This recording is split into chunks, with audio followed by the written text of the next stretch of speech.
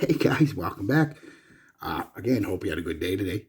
I had a good day, for the most part. Yeah. So it was a good.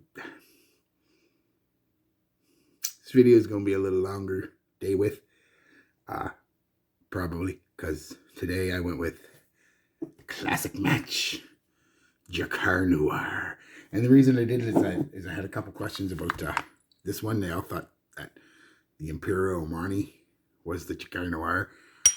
They just put it in the same bottle. And like I said, somebody said they can't find it anywhere. First off, it's really old. So it may not be made anymore. But secondly, I'm pretty sure the Imperial Armani one was, at least in Canada. I don't know about the States or anything. But in Canada, I'm 99% sure it was a Zellers exclusive. And for those of you who don't know what Zellers is, it was the greatest store ever. I don't care. It's better than Walmart's. They just couldn't compete with Walmart's buying power. That's all. But it was a great kind of Walmart-y, Target-y kind of store that was Canadian. And it was great. Anyway, so I hope that ties up the confusion for you. That's the best of my knowledge anyway. Anyway, Drakkar Noir. I sprayed it about 45 minutes ago in the back of this hand. And I walked into the room to do this video, and it's all I could smell in the air was Drakkar Noir. Listen, if you don't like Drakkar, this is the only time I'm going to tell you this. If you don't like Drakkar, you're wrong. You're just wrong. I don't care. You're wrong. You are in the wrong hobby. Go somewhere else. Go get action figures and video games and whatever. Get out of this hobby. You're wrong. This just the way it is. You were wrong. Don't like Drakkar Noir. He's a big goddamn noob. Nah, I'm just kidding, guys. You like whatever you like or dislike.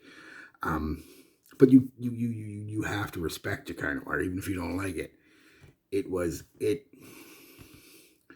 If you weren't there, you really don't understand. And I wasn't into colognes at that time. I was still just a child myself. It was a few years later, but it was still super, super popular. Like 10 years later, it was still the one to have. Along with stuff like Cool Water and Calvin Klein anything and Polo anything and Tommy Hilfiger and just some classic scents. It was still among them the one to have. Drakkar Noir and Cool Water were the two big ones to have.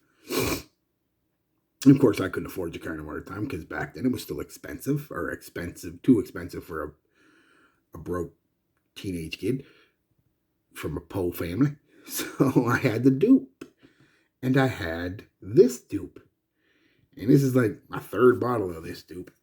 And this is still old. This is from God, it has to be the late 90s. I wore the hell out of this stuff.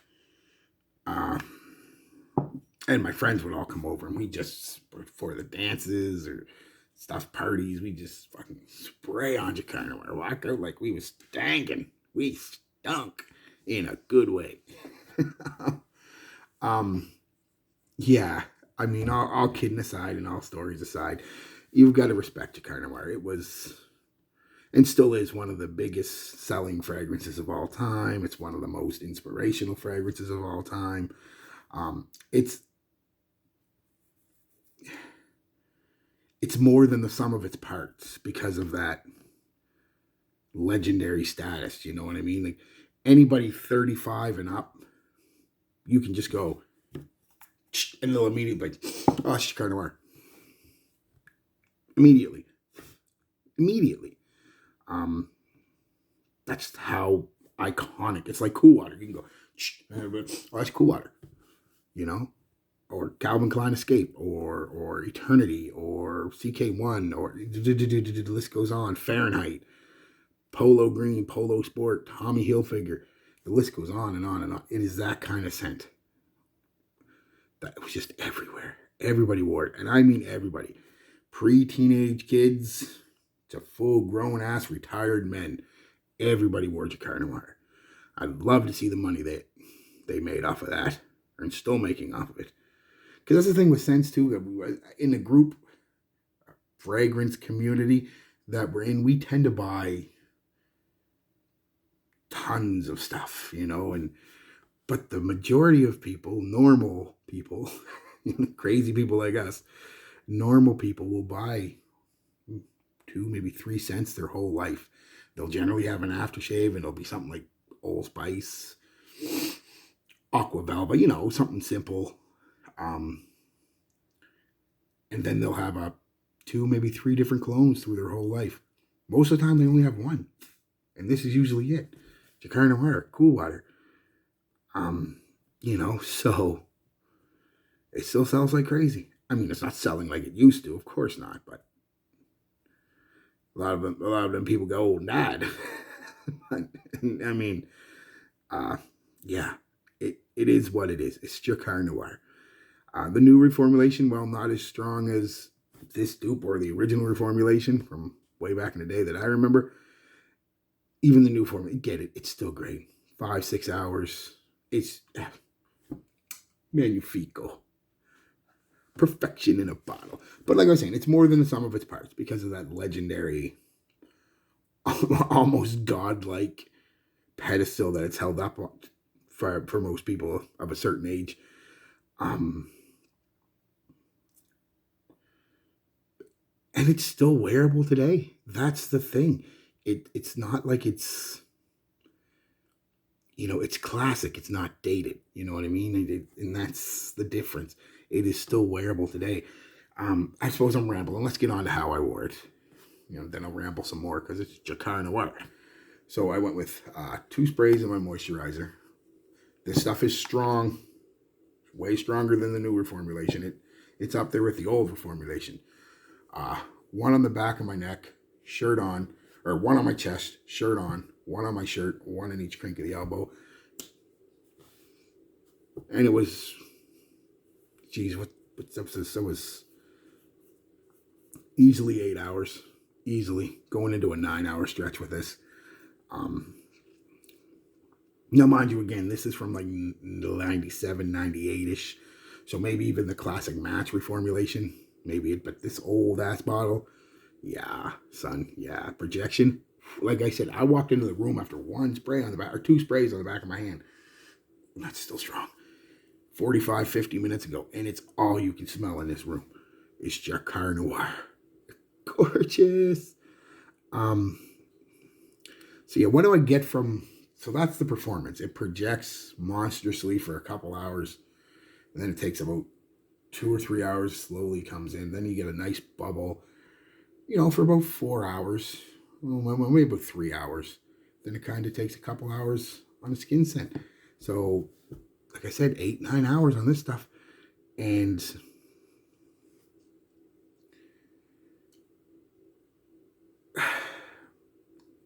it's so hard for me to describe it because A, it's nostalgic as hell, so it can do no wrong in my eyes. And B, it is hard to describe what it is because it's a combination of a lot of things. It's a oak moss scent, it's a leather scent, it's a spicy scent, it's a soapy, clean, fresh lavender, fougere barbershop type scent. It's got citruses, it's got florals, it's got herbs, and it's got everything, and it's everything blended perfectly. I don't generally rate them, but if I was, this is a 10 out of 10 for me. And I know some of that's nostalgia, but quite honestly, even nostalgia aside, it is the only thing that would make it more better today, I guess, would be if they had some of that bit of fuzzy wood and sweetness to it. But I think that would ruin it personally, but I could see why somebody, like I said, 30, 35 and under may want that instead of this. They want that in it. Old dudes like me and old ladies like, well, not me, but old ladies my age. It's great. It's great. Compliments. Again, I didn't go anywhere today, but I don't need to go anywhere. Like the Drakkar Noir will get you compliments left, right, and center. It is that type of scent. I've gotten compliments from young girls wearing it. Women in general. Girls, teenage girls and upwards in general like the smell of fougères. They like that clean, soapy, slightly spicy, herby freshness that fougères give. That's why fougères will never, barbershops will never go out of style. They may not be the pinnacle of fashion at this point, but they will come back and they'll never be gone because it's the type of scent. Who doesn't like somebody that smells clean? And that's the big part of this is it's that clean, fresh, powdery lavender with that nice suede leather. It's just gorgeous. And everybody likes to smell clean. Everybody likes people to smell clean. Shouldn't say that. There are a few weirdos out there that want people to smell like cat piss and onions. But for the most part, in general, a general assumption, shall we say, the vast majority of people want to smell clean and want other people to smell clean. So the soapy clean vibe you get from this, like I said, but it's so much more than that. Like I said, leathers and spices and herbs and green notes and pine and oh my God. Even a hint of maybe a bit of a tiniest hint of like oil, petrol, not gas, but oil you put in your car, kind of viscous, just a tiny hint of it. And it is masculine. I know, oh my God, I just gendered something. Whatever. I don't care. This is masculine. Women can wear it if they want, but they shouldn't. It's one of those scents. I'm going to say it again. Sorry. Like, I shouldn't wear Vanilla Fields. You shouldn't wear Drakkar Noir. We can agree to disagree. So now that I've probably just got myself canceled, this may be the last video ever because I spoke of genders. Yeah, just, Drakkar Noir. You have to.